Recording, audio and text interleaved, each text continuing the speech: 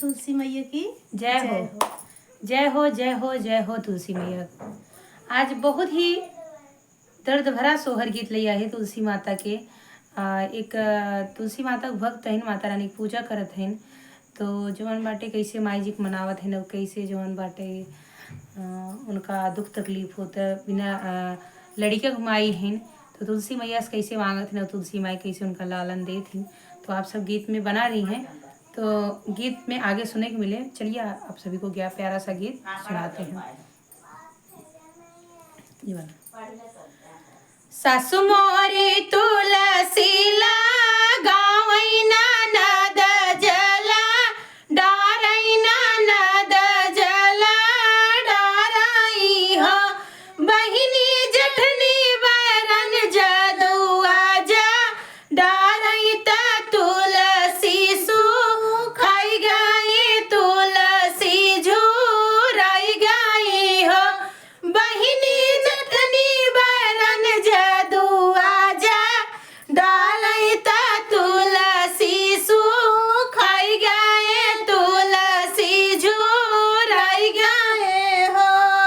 सासु मोरी तुलसी लगावैना नद जला डारैना नद जला डारई हो।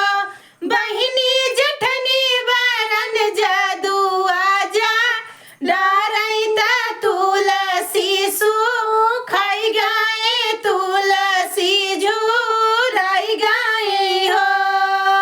सासु जगईली बजरिया त ननदी अपने ससुरे त ननदी अपने ससुरे हो।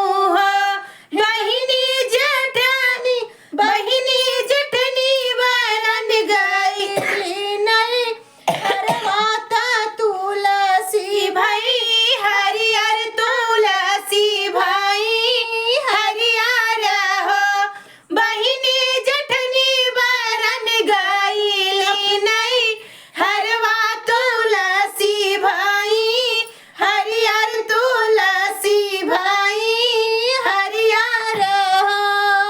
हमरे बगिया पाँचा अमवा पचीस हुआ पचीस हुआ हो। सखिया तब ना बगिया सु हमन तये कोयल बिना कोयल बिना हो। सखिया तब ना बगिया सु हमन तये कोयल बिना कोयल बिना हो। हमरे नैहरवा पाँचा भैया पचीस तिजवा पचीस तिजवा हो। हे सखिया तब ना नैहर सु हावन तये कही माँ एक बिना कही मायर बिना हो। हे सखिया तब ना नैहर सु हावन तये कमायर बिना कमायर बिना हो। हमरे नैहरवा पाँचा भैया पचीस तिजवा पचीस तिजवा हो। हे सखिया तब ना नैहर सु हावन तये कमायर बिना कमायर बिना हो। हमारे जितनी बहन आज ही गाना सुनत हुई जे बिना माई को ही है, आज उनका बहुत तकलीफ हुए और कहीं ना कहीं ये हकीकत है। और सब सब भरा राय कितना भरा अगर माई नहीं है मायके में, समझ ली क्यों ना हर पूरा मायके के नगरिया सोना लागत है। तो हम सब तो बहुत सौभाग्यशाली है और बहुत खुश नसीब है कि अबे हमारे सर के सबके सर पे, हमारे चारों बहन के सर पे माई बाप और पूरी फैमिली के साया बा। तो माता रानी से हमेशा यही कामना करब कि माई जी हमार मम्मी पापा और हमारे भैया भाभी नैहर सासुर सब हमेशा अमर रहे। माता रानी जय माई जी। तो आगे गाना सुने। हाँ, तुलसी माता से बिनती बाटे। हे सखिया तबहु ना नैहर सो हावन ताये कमायर बिना ये कमायर बिना हो। हमरे ससुरवा 5 जेठवा 25 देवरवा 25 देवरवा हो। हे सखिया तबहु ना सासुर सु हावन ताये कही सा जन बिना ये कही सा जन बिना हो। हे सखिया तबहु ना सासुर सु हावन ताये कही सा जन बिना ये कही सा जन बिना हो। ससुराल में कोनो फंक्शन हो, कोनो त्योहार हो, कोनो शादी विवाह हो, अगर पति जवन बाटे बाहर परदेश कमात हन ना ही आए पाए हन तो बड़ा तकलीफ होत है। और कितना भी सच संभाल कितना भी ढंग से पूरा फैमिली भरा रहा है पर अच्छा नहीं लगत। और तो सही बात है, हकीकत है। गाना एकदम रियल हकीकत बना सही हाँ, है कि हमरे ससुरवा 5 जेठवा 25 देवरवा 25 देवरवा हो। हे सखिया तबहु ना सासुर सु हावन ताये कही सा जन बिना ये कही सा जन बिना हो। गोदिया में लई खेलाई गोदिया खेलाई हमला लनवा तलना दू लारी तलना दू लारी हो। हे सखिया तबनाई गोदिया सु हावन ताया पनेला लन बिना ये कहिला लन बिना हो। हे सखिया तबहु ना गोदिया सु हावन ताया पनेला लन बिना ये कहिला लन बिना हो। सासु मोरी तुलसीला गावई ननद जला डारई ननद जला डारई हो। हे बहिनी जठनी बरन जदू आजा डारई ता तुलसी सु खाई गई तुलसी झूराई गई हो। हे बहिनी जठनी बरन जदू आजा डारई ता तुलसी सु खाई गई तुलसी झूराई गई हो। तो आवे आप सबके दूसरा गीत सुनावत है। आप सब दूसरा गीत भी सुने। तुलसी मैया का है। जेठान वाली पत्रा सोई पत्रा का गाना बंदा भाई मन का ऐसे जेठान की बुराई करे रात में इतनी सीधी जेठान पान कितनी खुश नसीब है। तो हमारी चीज जानते बिना मुहे के बेचारी गूंग है हम। गूंगा तो बता 33 गावा थी। अब समझ इतना तेज गाय अगर मैं चिल्ला को तो कितना तेज चिल्ला तो बहुत प्यार से बोला था अंतिम सुनते जैसे आवाज अंतिम हाँ ऐसे लगा था कि सही है ना प्यार से आवाज ऐसे लगा से कब भाई उठ चले आगे गाना सुने ना तो लड़ाई हो जाए। चले आगे सुने दूसरा गाना। अंगने लगाओ भाई तुलसी पेड़वा दूना हूँ जाने पूज पाई दूना हूँ जाने पूज पाई हो। हे बहिनी वही तारे आई है भगा वान मगन कुछ मंगबाई मगन कुछ मंगबाई हो। हे बहिनी वही तारे आई है भगा वान मगन कुछ मंगबाई मगन कुछ मंगबाई हो। केहू के दिया प्रभु 2-4 केहू के 4-5 केहू के 4-5 हो। हे प्रभु काम